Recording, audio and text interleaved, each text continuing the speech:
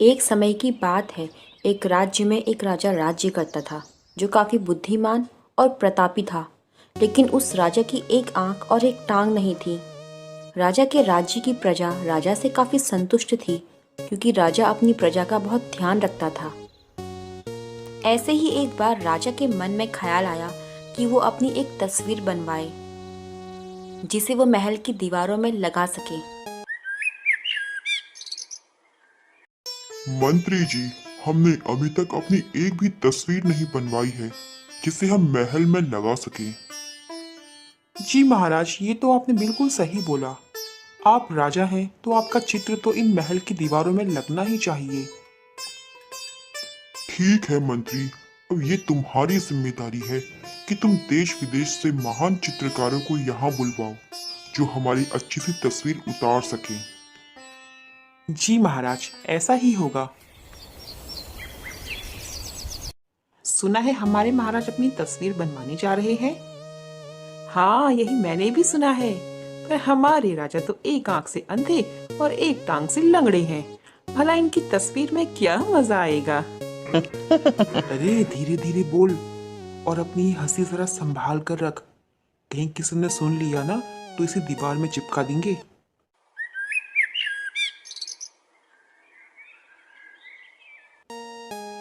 मंत्री ने देश विदेश से चित्रकारों को महल में बुलवाया।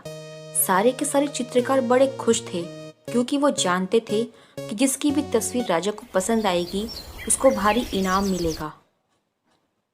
लेकिन अभी तक कोई भी चित्रकार ये नहीं जानता था कि राजा एक आंख से अंधा और एक टांग से लंगड़ा है। अरे राजा की तस्वीर तो मैं ही बनाऊंगा। मेरे द्वारा बनाई गई तस्वीर बिल्कुल असली की तस्वीर लगती है। किसी और में यहाँ इतनी बुद्धि कहाँ जो मीर को हरा सके। भैया, खुद ही मियाँ मिट्ठू बन रहे हो।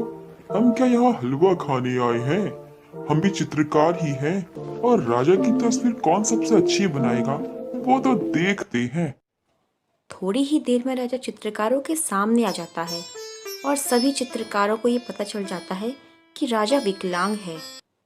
अरे ये राजा तो एक आंख से अंधा और एक टांग से लंगड़ा है। अब इसकी तस्वीर कैसे बनाई जाए?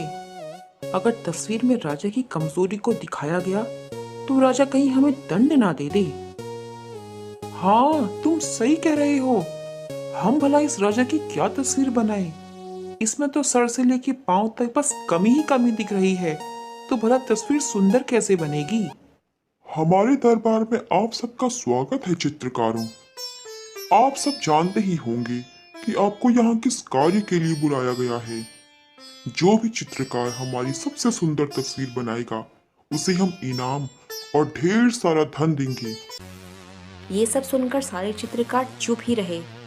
कोई भी चित्रकार राजा की तस्वीर बनाने को तैयार नहीं हुआ। लेकिन एक चित्रकार आगे बढ़कर राजा की तस्वीर बनाने को मान गया। महाराज, मैं आपकी तस्वीर बनाऊंगा। बड़ा बेवकूफ है ये तो, जो तस्वीर बनाने को तैयार हो गया। लगता है इसे अपनी जान की परवाह ही नहीं है। महाराज तो पहले से ही विकलांग हैं। भला उनकी सुंदर सी तस्वीर कैसे बनाई जा सकती है?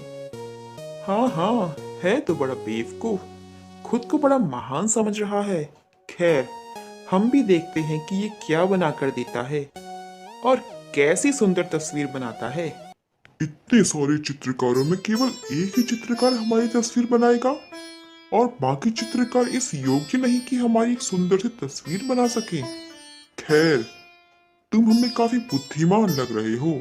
ठीक है, तुम हमारी तस्वीर बनाना शुरू करो, लेकिन ध्यान रहे हमारी तस्वीर सुंदर बननी चाहिए, उसमें कोई कमी नहीं होनी चाहिए। जो आज्ञा महाराज।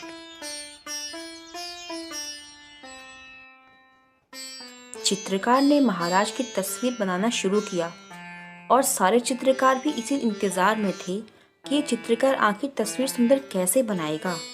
काफी देर बाद तस्वीर तैयार हो गई। महाराज, मैंने आपकी तस्वीर बना दी है। आपकी आज्ञा हो तो आपको दिखाऊं?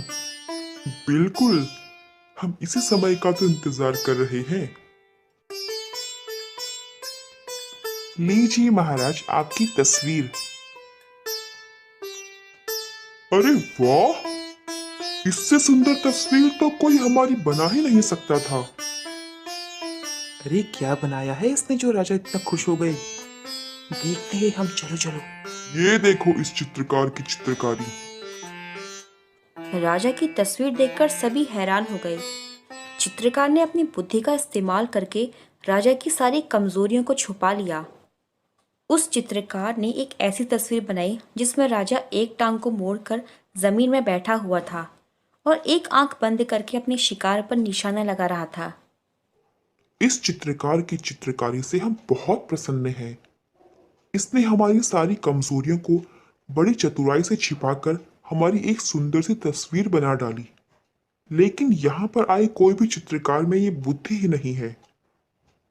ओ चित्रकार, हम तुम्हें इनाम में अपनी ये बेशकीमती मोती की माला और 100 सोने के सिक्के देते हैं। ये सब देखकर सभा में सभी चित्रकारों का सर शर्म से झुक गया, क्योंकि उन चित्रकारों ने राजा की कमियां ही देखी, जबकि इस चित्रकार ने कमियों पर पर्दा डालकर अच्छाई ही देखी। राजा ने उसका स्वागत सत्कार किया और वापस घर भेज दिया।